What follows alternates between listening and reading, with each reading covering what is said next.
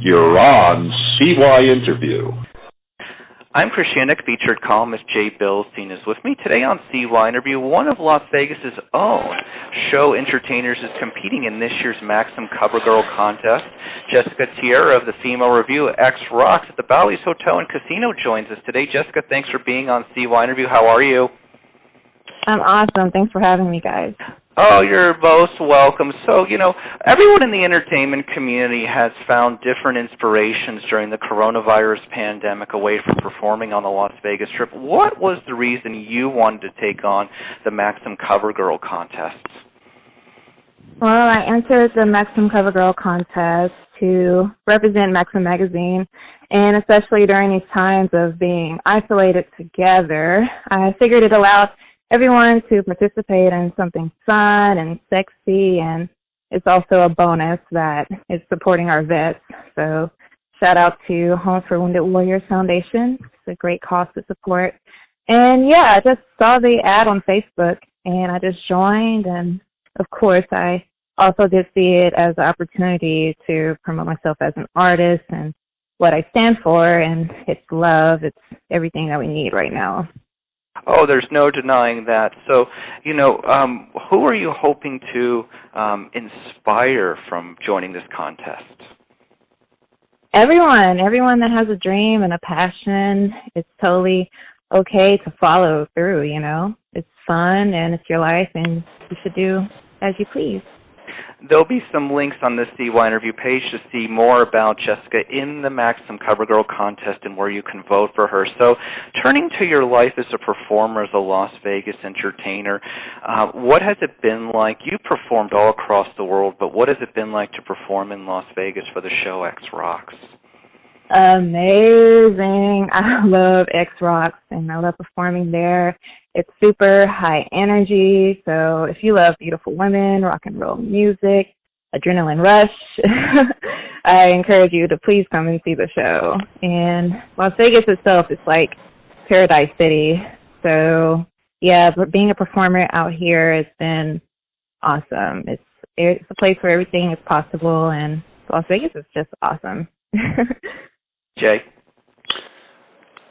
Jessica, you are in a demanding profession because not only does it call for, as you said, to be beautiful, to be pretty, to be attractive, but you have to be highly skilled. And that's something that I often wonder if most people know about. We've had on a good number of people who perform in Las Vegas, a good number of dancers and so forth. Tell us something about your dance background. Yeah, sure. I have been dancing since 7 years old. I have been competing. I'll go way back for you. Sorry. So, yeah, I've been performing since 7 years old, and I was in a local pom team, and we competed with other community teams, and it was all just fun. And I carried it with me to high school, and with my cross-country background in track and field. And I went to college. In my third year, I got an opportunity to perform in China, and I just took it, and I went off to China on an airplane, and I performed commercial hip-hop. And it was at this very super theatrical nightclub. They did it all out. It was a huge nightclub. And yeah, they really set that foundation up for me. And also in Italy, I was in a pre-professional program. It was for a Florence dance company. They specialize in modern dance. So I'm really well-rounded in that field. I'm really thankful that I got to work with some awesome people in my life to set up some good backgrounds. Dance is a remarkable, tough endeavor. I use the term dancers are art-leets, not athletes, art-leets. Why? Because not only do they have to be skilled athletes, but they have to be athletes who present their craft in a very, very artistic, very aesthetic way.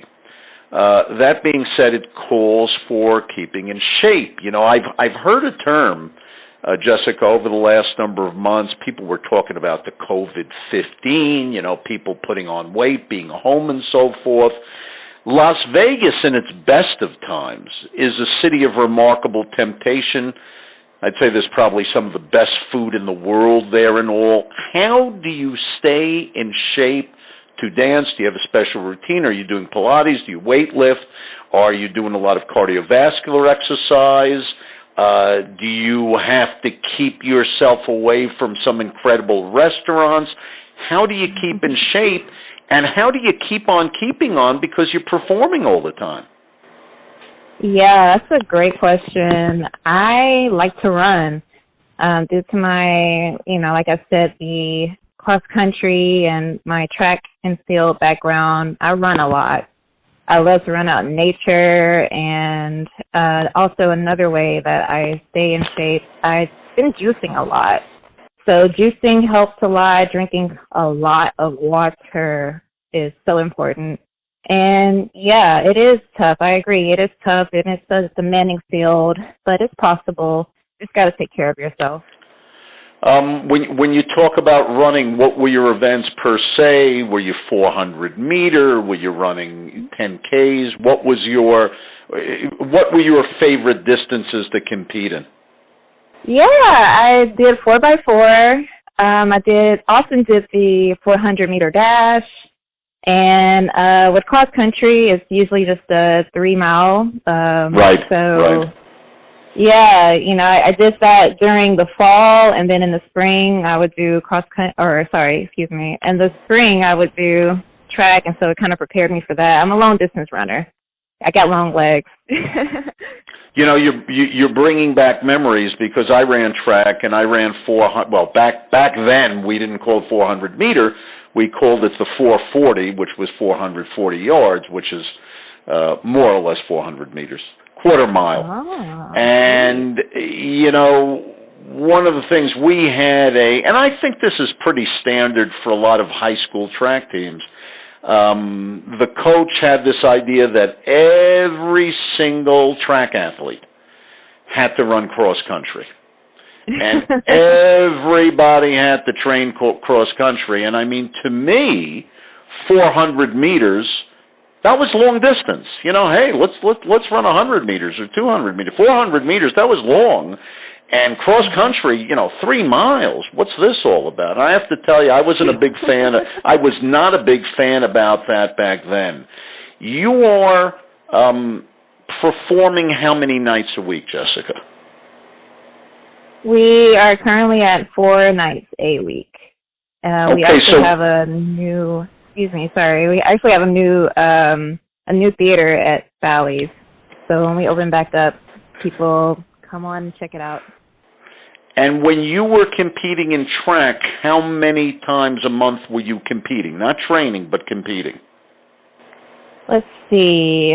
When we did our track meets, it would be, March to June. Couple of times a month? Yeah, I think so. We had our state championships probably by the end of May. Yeah, this is taking me way back. Yeah, I have to think. I think it would be, we would do our meets. We would prepare all fall and spring, and then by I think maybe March or April-ish, we would start those track meets. So it would be a lot. My high school, we were the state champions, so it was tense. But it was good for me, right? Because I still carry it. So I think you're right. About four times a month, maybe more. Okay, so here's my question. So maybe you were doing 4 times a month. In effect, at least to me, right? I'm not a dancer. I'm not on stage. But having run track and been involved in athletics, it seems to me like you're in a competition 4 times a week. That's not training. You got to train besides rehearsals, whatever you have, and keeping yourself in shape. You get on stage, that's like a competition. That's like a contest. How are you able to do that night after night? Are there tricks of the trade you can share with our listeners where they say, wow, if Jessica can get up there on stage and dance her heart out, you know, and come back and be in one piece the next day to do it again, hey, let me put the ear up to the, you know, let me take a listen to this. And how's she doing it? I mean, besides the water, besides keeping weight in check, besides the running and all, any self-care tip? Feet get beaten up, legs get beaten up, knees get beaten up. Yeah, it's just all about following your passions. That's the fuel for me. I mean, like I said, it's high energy. The music is high energy. That helps a lot. And I just, you know, I obviously know I can't do it forever, ever. But while I can, I'm going to, you know, keep going. And it's the passion. I think people just need to know that, to follow your passion. When we you know, we have on all different athletes here on CYInterview and all. I know and have known some guys who played in the NFL, and some guys have just told me, you know, you play on Sunday, and Monday morning you have trouble getting out of bed, like you get out of bed in pieces at times. Are there any days like that for you? Are there any days where you're like, oh my God, you know, I performed 4 times this week and I feel beaten up and I really need a few days to recharge? Does that happen?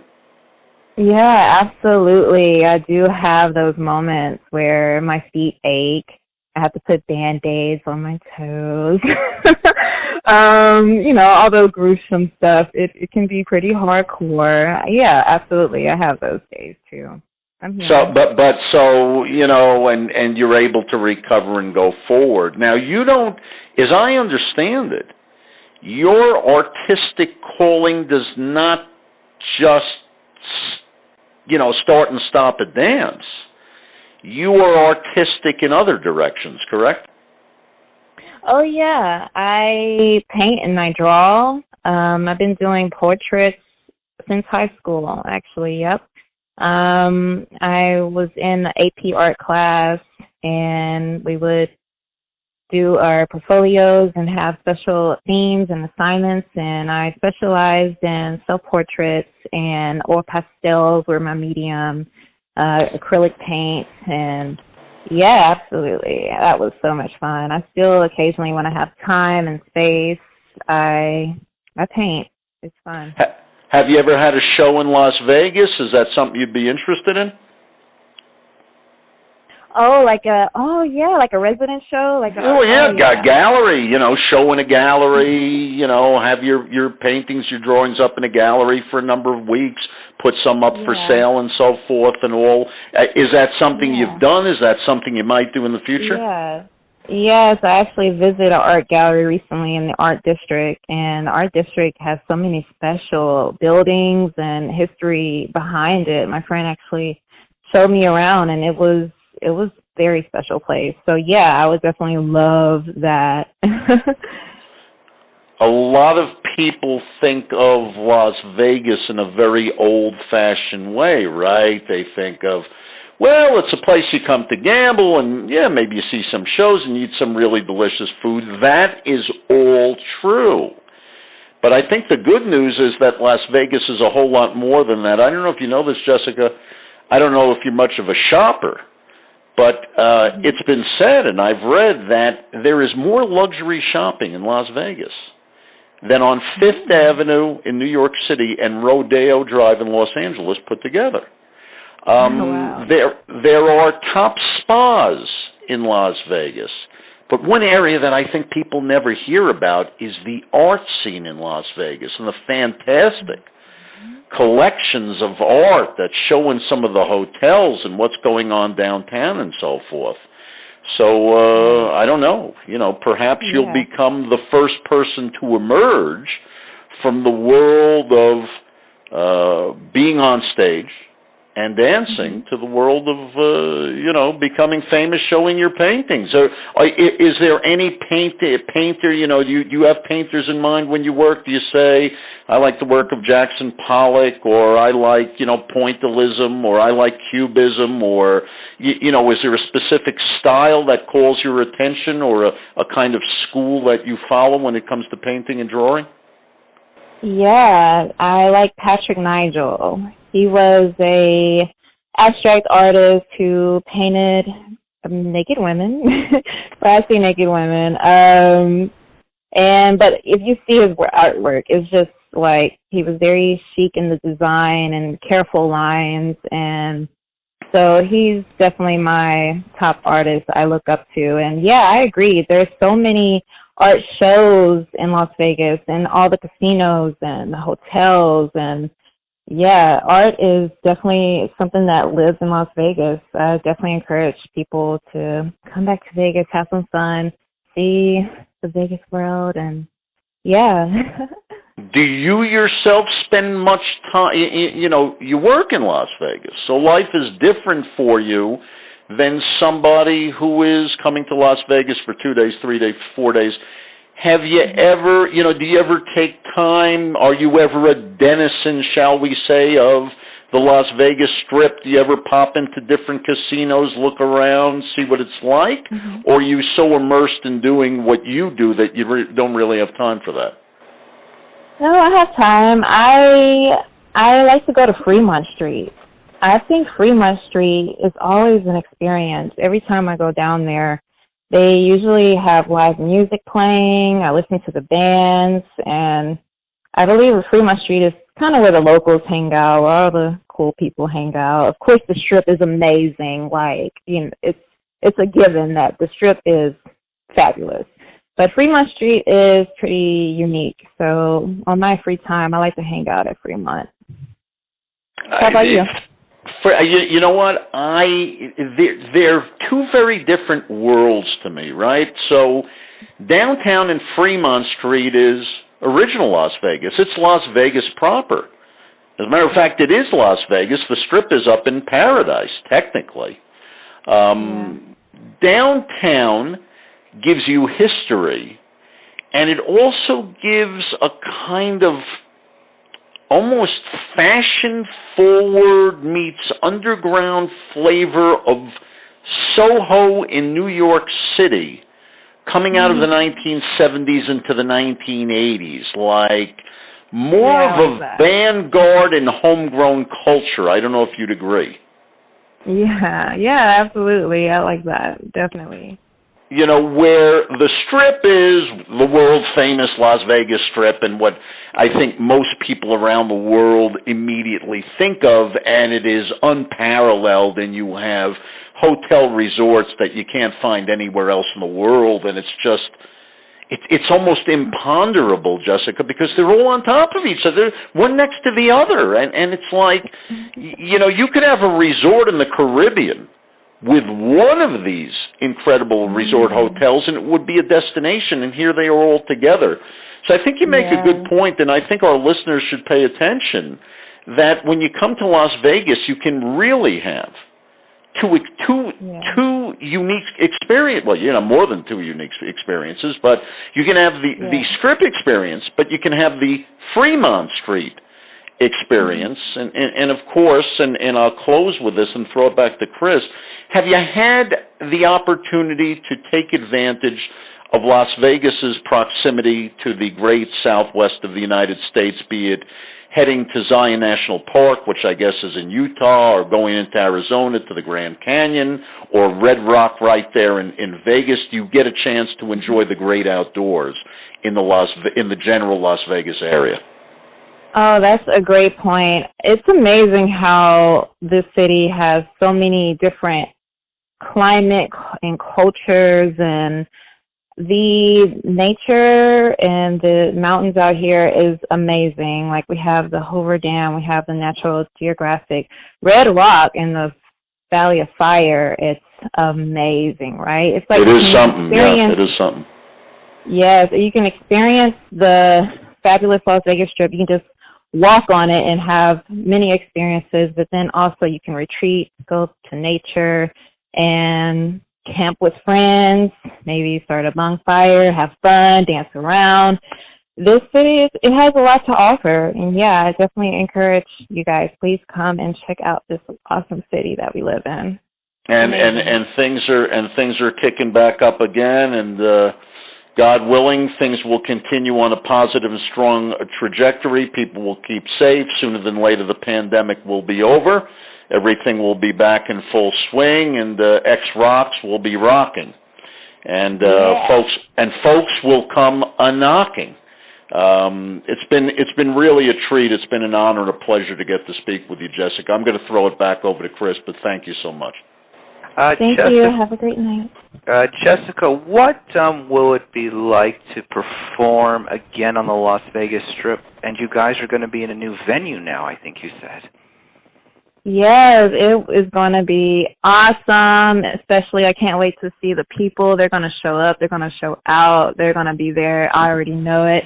And, yeah, I cannot wait. Period. Dancer Jessica Tiera of the Las Vegas show X Rocks is competing in the Maxim CoverGirl contest. If you're interested in finding out more about that contest or voting for her, there'll be a link at the bottom of this CYInterview article. So for dancer Jessica Tiera, featured columnist Jay Bilstein, and CYInterview, I'm Christian.